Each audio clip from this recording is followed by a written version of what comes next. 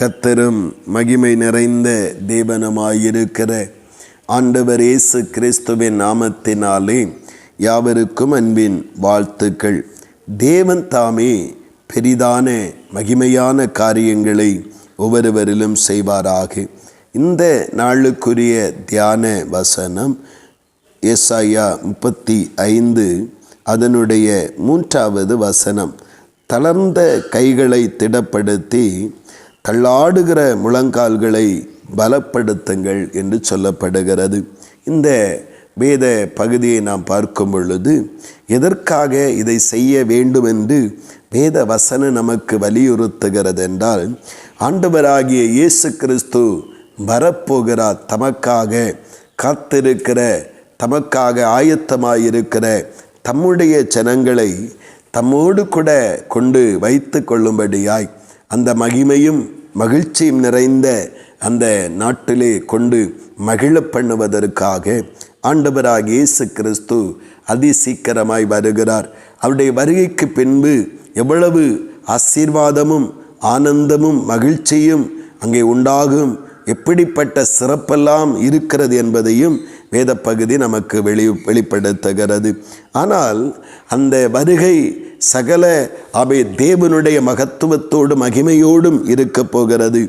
அதிலே ரட்சிக்கப்பட்டு விட்டோம் என்பதற்காக அது அந்த மகிமையான தேவனுடைய வருகையிலே நாம் சென்று விட முடியாது. அந்த ரட்சிப்பை இறுதி வரை முடிவு வரை காத்து கொள்ளுகிற தேவ பிள்ளைகளாக யார் இருக்கிறார்களோ அவர்களைத்தான் கர்த்தர் தம்முடைய வருகையிலே சேர்த்து கொள்ளும்படியாய் அவர் ஸ்தோத்திர அதிசீக்கிரமாய் வரப்போகிறார். அங்கே சொல்லப்படுகிறது, ஏன் தளர்ந்து போன கைகளை பலப்படுத்த வேண்டும், ஏன் தள்ளாடுகிற முழங்கால்கள் அங்கே பலப்படுத்தப்பட்டு தேவனுடைய விருப்பத்தை நிறைவேற்ற வேண்டும் என்றால், அப்போ இது ஒரு ஜெப அனுபவத்தை குறிக்கிறது. நாம் பல நேரங்கள் நம்முடைய கிரியைகளையும் நம்முடைய ஜெப அனுபவங்களையும் சீர்படுத்தி கொள்ள வேண்டியது அவசியமாக இருக்கிறது. ஒரு மனிதனுடைய, ஒரு தேவ பிள்ளையினுடைய ஜெப வாழ்வு தங்களுடைய கிரியைகள் சீர்படும் என்றால் அவனுடைய வாழ்விலே பரிசுத்த கேடான ஒழுக்க கேடான காரியங்களை அங்கே அவன் அனுமதிக்காதபடிக்கு அவன் கவனமாய் நடக்க முடியும். இந்த ஜெபக்குறைவு எல்லாவற்றையும் இரட்சிப்பையும் கூட அவமாக்கி போடுகிறதற்கு, அங்கே அவமாக்கி போடுவதற்காக அந்த சத்துருவானவன் அங்கே செயல்படுத்த விரும்புகிற அந்நிய காரியங்களாலே கரைபட்டு கொள்ளுவதற்குரிய சூழ்நிலையும் வந்து விடுகிறது. ஆனபடியினாலே இன்றைக்கு நம்முடைய வாழ்விலே அந்த இரட்சிப்பை காத்து நடப்பதற்கு, அந்த இரட்சிப்பிற்கு ஒரு பாதுகாப்பாக இருக்கிற ஜெப வாழ்வையும் தேவனுடைய வசனத்தின் கிரியைகளையும் நம்முடைய வாழ்விலே நாம் ஒவ்வொரு நாளும் கொண்டிருப்போம். அது தளர்ந்தும் அதுவும் இல்லாமலும் இருக்கும் என்றால் அதை மறுபடியும் சீர்படுத்தி ஜெப வாழ்வையும் தேவனுடைய கிரியைகள், நன்மையான கிரியைகளின் வாழ்வையும் நாம் சீர்படுத்தி கொள்ளுவோம்.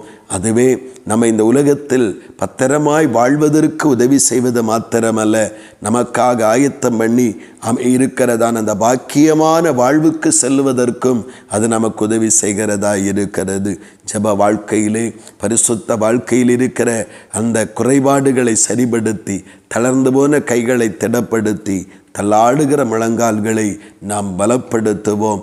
கர்த்தர் வருகிறார். அவரோடு கூட நம்மை அழைத்து சென்று மகிமைப்படுத்துவார். ஆமேன், ஆமேன். செபிப்போம்.